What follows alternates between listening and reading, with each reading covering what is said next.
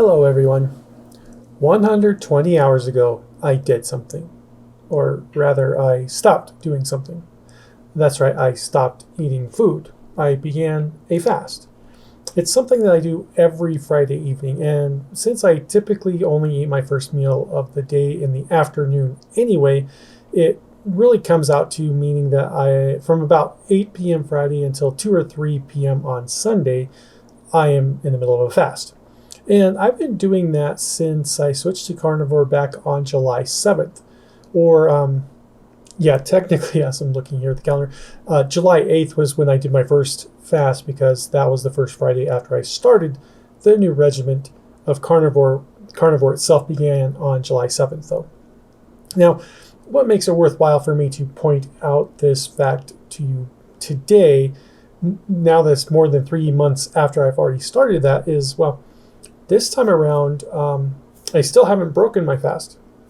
That's right. At the time of me recording this, it's about 8 p.m. on Tuesday, which means it has been 120 hours since I ate anything at all.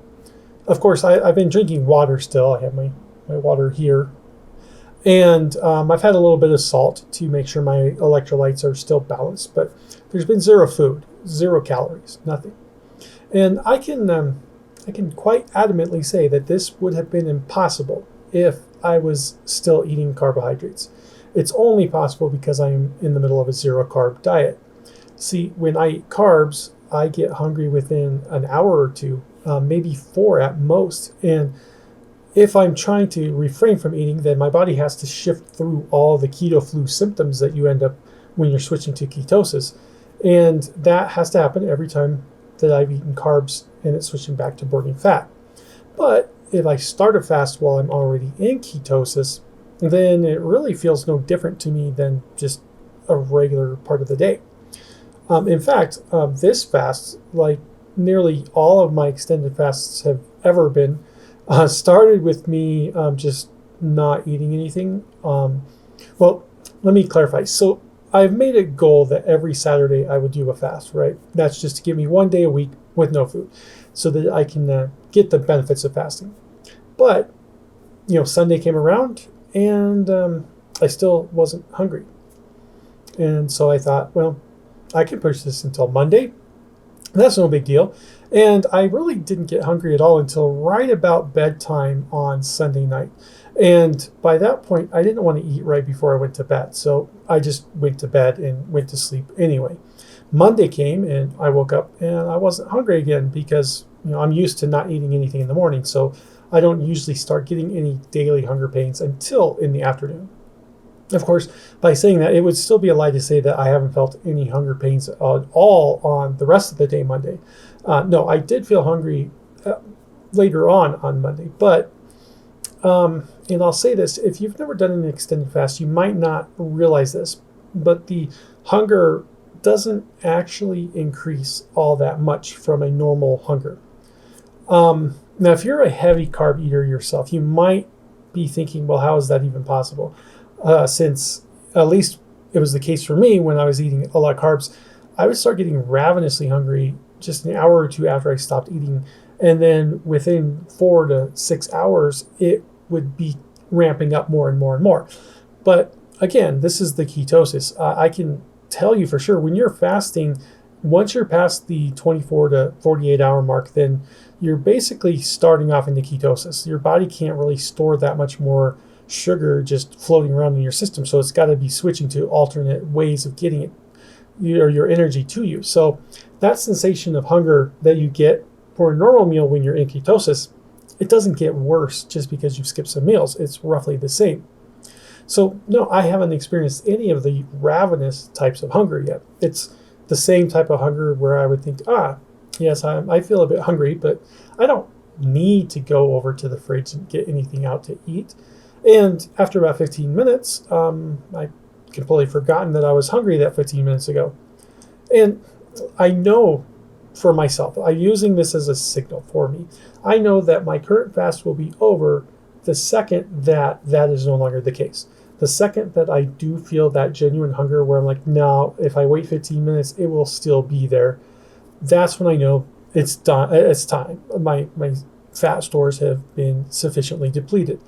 I'm still not there yet. I don't know how long I'm going to go with this fast. It wasn't planned, so I know I won't be eating tonight.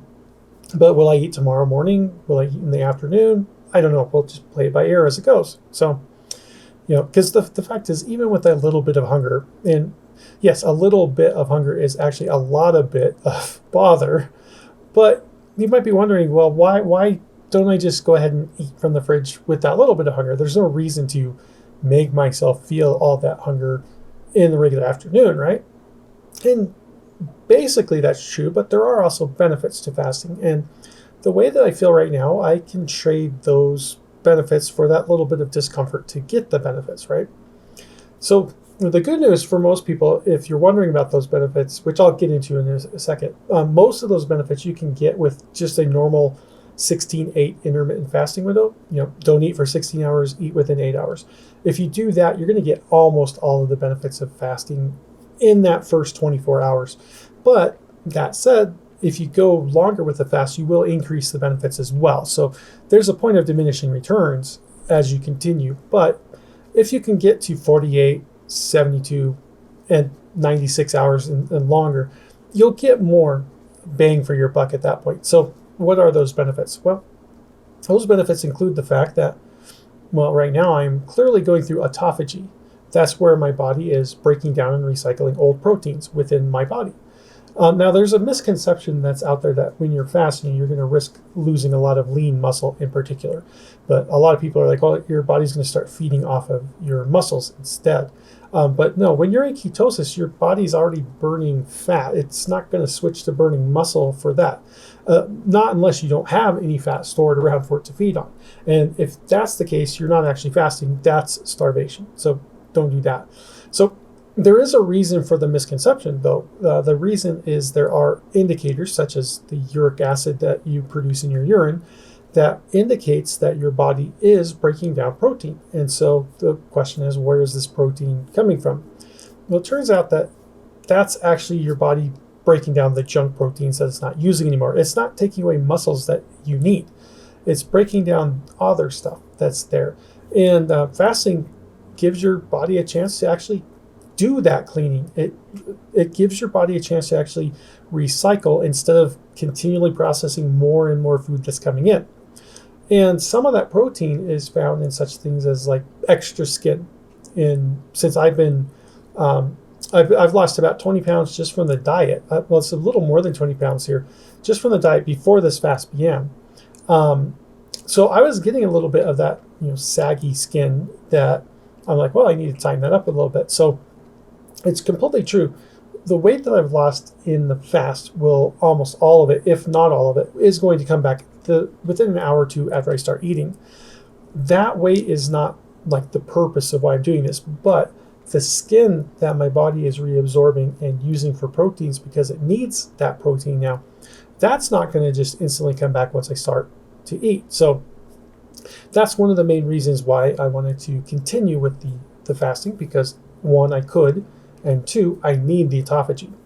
Another important reason for fasting in my case is because despite my blood sugars having been stabilized and basically perfect ever since I started on the carnivore diet, my blood pressure has been lagging behind. It's slowly getting better, but I've noticed through my measurements, and I have my blood pressure monitor here that I take multiple times through the day.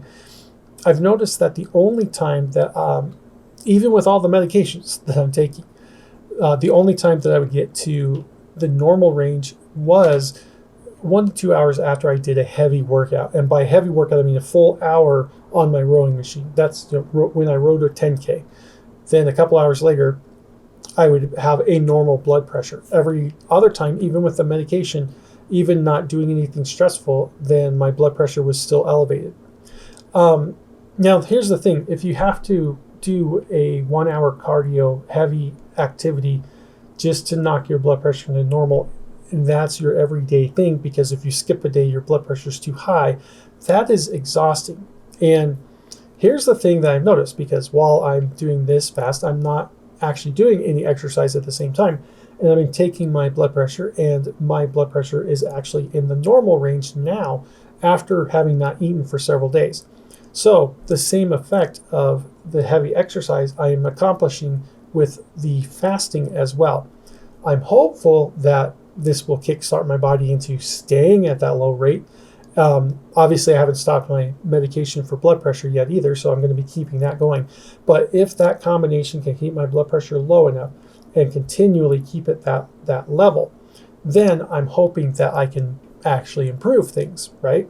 And, since working out on my rowing machine is a lot of fun for me, and fasting really isn't that difficult, I do think actually if I just alternated back and forth, that might actually work for me because they're roughly the same level of stress for my life.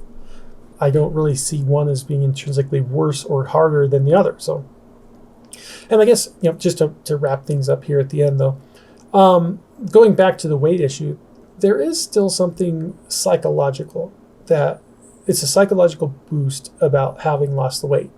Because while I'm not really counting the extra pounds that I've lost since I started the fast 4 days ago, I'm losing roughly a pound a day to a pound and a half per day since Friday on there. So I'm not going to count those pounds as part of my permanent weight loss until after I start eating again, and then I weigh where I'm at. But when I stepped on the scale about 30 minutes ago, I actually weigh less now than I did the day I graduated from high school.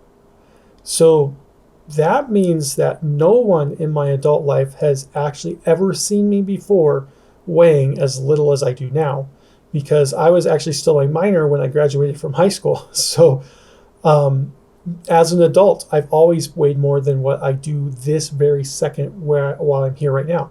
And while, again, I'm going to gain back that 4 to 5 pounds within an hour after I break my fast, this is still something that is an accomplishment that I haven't done for decades. I haven't been at this level for decades, and I'm not going to say exactly how old I am, but people can pretty much figure that out anyway. But that is something that mentally is going to be there to help me go, yeah, this is something that was achievable, and because it's achievable with the fast, maybe it's going to also not go back up as much when I refeed. And as I continue carnivore, it's going to drop back down again anyway. So, anyway, I hope that all this can help people who are on either a weight loss journey, a diabetes journey, blood pressure journey, to start to investigate not just a low carb diet, but also the benefits of actually fasting as well. It's one of those things that's simultaneously the easiest thing in the world to do and also the most difficult thing in the world to do. And I will say that it's a lot easier to do if you're not stuck around other people who are eating food. So if you're by yourself or if you're with people who are doing it with you, then that makes it a lot easier. But when you're around other people who are eating, then that, of course, is going to be a lot more difficult for you. But if you can do it, I would recommend anybody who is physically capable of, talk with your doctor, especially if you are on medications first. But if you're physically capable of doing it, there are lots of benefits to it. And with all of that, I do hope you have a wonderful day.